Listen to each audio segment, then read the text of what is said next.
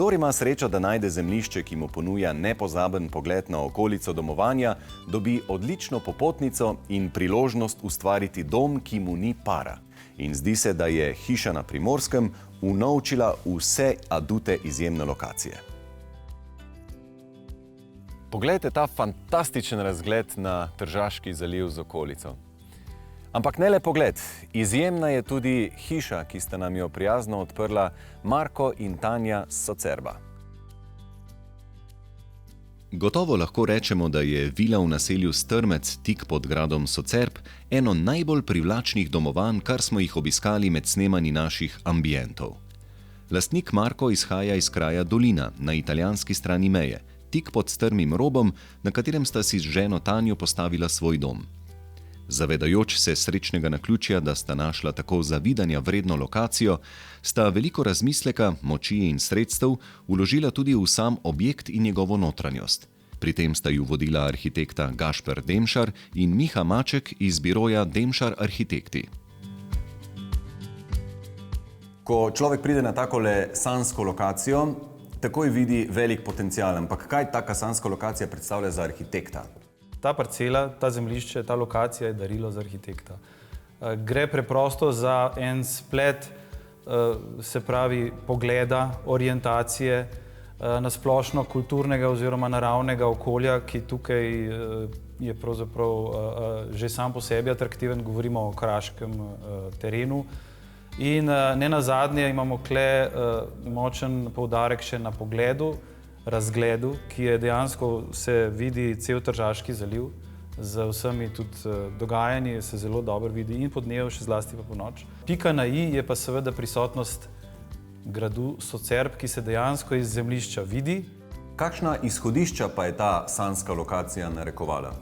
Jaz mislim, da je eno glavnih izhodišč predvsem ta odgovornost do lokacije same. Se pravi, na eni strani seveda odgovornost do naročnika, tistega, ki bo tukaj živel in užival v bistvu te prekrasne poglede, te prekrasne ambiente, na drugi strani pa predvsem odgovornost do te narave ali pa naravnosti te lokacije, ki se od gradu spušča proti Tržaškem zalivu. No, kakšni so neki osnovni gabariti in kvadratura objekta? Zdaj tako, objekt je sestavljen, bomo rekli, iz dveh glavnih delov.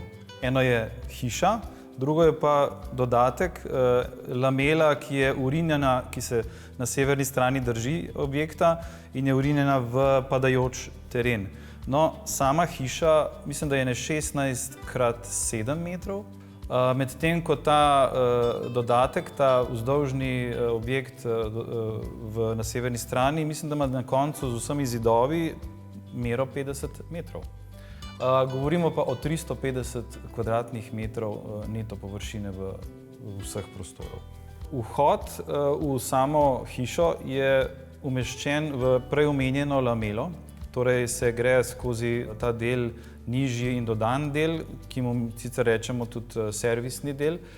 In potem pridemo v pritličje in to smo zasnovali kot en velik skupni prostor, ki ga je pa potem ta sredinski element rahlo razdelil na jedilni del, kuhinjo z vertikalno komunikacijo, torej stopnicami, in pa dnevni prostor. Zdaj, glavna oblikovna posebnost notranjosti se zgodi ravno na tej sredinski poziciji, namreč dvojna višina na območju teh stopnic, oziroma tukaj je tudi kuhinja, povezuje pritlični in nadstropni del, oziroma mansardni del, in potem po stopnicah pridemo gor in je na eno stran hiše, govorimo zelo o vzdolžnem tlorisu, tako da na eni strani imamo spalni apartma za starše, na nasprotni strani pa pravzaprav dve sobi za otroke. Bivalni del je izrazito svetel, saj naravno svetlobo dopolnjuje belina sten. V njem je na enem koncu udobna sedežna garnitura, kjer domači počivajo ob televiziji ali branju. Drugi del pa ponuja velik kuhinjski otok in jedilnico. No, tukaj v notranjosti pa nikakor ne moremo spregledati ne vsakdanje umestitve stopnišča v središče prostora. Ja, res je.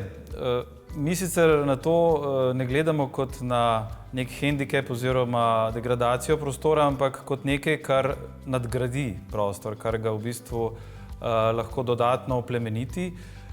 Seveda je to doseženo predvsem za to atraktivno steno, kjer nekako zapoje ta plemenit material, gre za furnir. Ravno ta element je tisti, ki potem takem povezuje celdnevni bivalni del in z elementom kuhinje, ki je v bistvu umeščen pred to steno, postane ta zadeva pravzaprav tudi center cele hiše. Ja, seveda, poleg samega oblikovanja, se pravi lepote elementa, ki je postavljen v prostor, nam je bilo pomembna seveda tudi še neka druga stopnja funkcionalnosti, se pravi ne samo stopnice kot stopnice.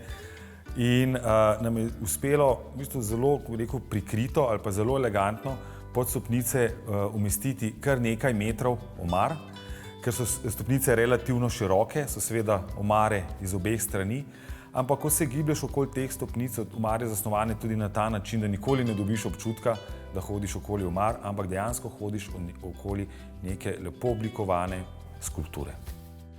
Tanja, pri takem pogledu se mi najprej poraja vprašanje, ali lahko človek v taki kuhinji sploh kaj skuha, da bi se urezal med tem, ko ti pogled vleče ven? Ja, res je, pogled je čudovit in te kar malo mika gledati iz lonca proti mestu. Kuhinja je pri nas središče sveta. Lahko bi jo primerjali z ognjiščem v stari kraški hiši, okrog katerega se je zbirala cela družina. In tudi pri nas je tako, s tem, da imamo še ta prekrasen pogled na Tržaški zaliv, ki navdihne še tako neveščega kuharja, tako da odkar sem tu, tudi sama rada kuham. In zato je treba imeti pri roki nekaj svežih zelišč, začimb, kakšen paradižnik, kakšno solato, tako da smo si umislili tudi mali vrtiček pred hišo.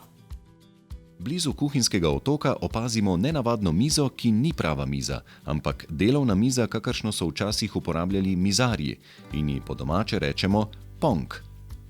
Kakšno vlogo ima ponk sredi modernih, slogovno opredeljenih kosov notranje opreme? Ja, to je pa tudi zanimiva zgodba. Namreč, ko se nam je rodil sin, sva potrebovala previjalno mizo in ker nam tiste plastične lesene niso bile všeč, sva si zamislila stari bank, ki sva ga potem našla, je kupila in prinesla sem in je služil kot previjalna miza, zdaj pa je mizica za odlaganje. Med sprehodom po okolici, ki obdaja vilo, se oko ustavi na velikih rjavih površinah ograj, oblog in nevsakdanjih objektov. V bistvu ni železo, je korten in kombinacija korten, kamen, beton in zelenje se nam je bila vedno všeč, tako da smo pri gradnji sledili temu vzorcu, ki se seveda ponavlja čez celotno hišo. Pri tem imava tudi več elementov železnih, ki niso skulpture, ampak so neki industrijski predmeti, ki delujejo kot skulpture. Naj povem za šalo, da so nas vaščani prijetno presenetili, saj so nam po enem letu bivanja tu priredili eno zabavo in so nam pri tem naredili veliko presenečenje, ker so nam dali vaško ime, domače ime. Preimenovali so nas pri Ruznovih, kar pomeni pri rjastih, ja. Tako da sva bila zelo prijetno presenečena in zdaj imamo svoje domače ime. Kako po toliko in toliko letih življenja v tej čudoviti hiši sami zdaj doživljate ta prostor? Ja, graditi hišo je kot začeti eno razmerje z nekom na novo. Se pravi, s časoma postane del tebe in tako se je zgodilo tudi nam. Ta hiša je zdaj naš dom, v katerega se radi vračamo, v katerem se zelo dobro počutimo.